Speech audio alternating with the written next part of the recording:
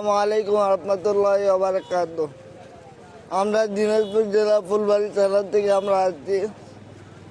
আমাদের একটা উদ্দেশ্য, আমাদের রংপুর বিভাগীয় ইজতেমা, এই ইজতেমায় কীভাবে কামিয়াব হয়ে যায়।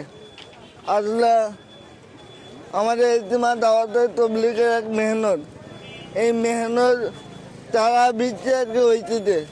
খালি রংপুর বিভাগে না, আজকে থাইল্যান্ড ইজতেমা হয়েছে, আজকে ইন্দোনেশিয়া ইজতেমা হয়েছে, ইন্ডিয়াতে আজকে ভোপাল ইজতেমা হয়েছে।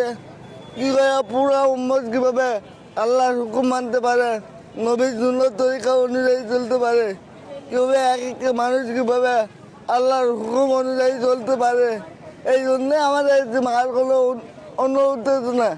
কেউ আমাদের দিবেও না, কেউ আমাদের কিছু করবে না। আমরা আল্লাহর জন্য আছি, কীভাবে আমি আল্লাহকে পাইয়া যায়, আল্লাহ রসুলকে পাইয়া যায়। এখানে আসছি আল্লাহর রাসূলকে রাজি ও খুশি করার জন্য, এই উদ্দেশ্যে আসা।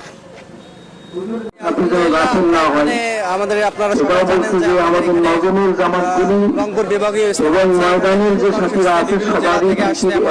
রেকর্ডা জেলা আছে পঞ্চম।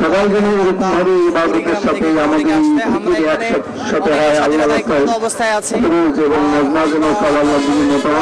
আমরা আমাদের হেদায়েত পাইতে পারি।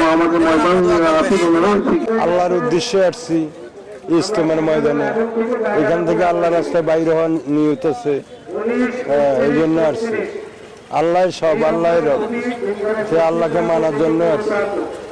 আমরা এই শীতের মধ্যে আল্লাহর উদ্দেশ্যে আসছি, বাড়ির কাম কাজ সব থুয়ে আসছি আমরা আল্লাহর উদ্দেশ্যে।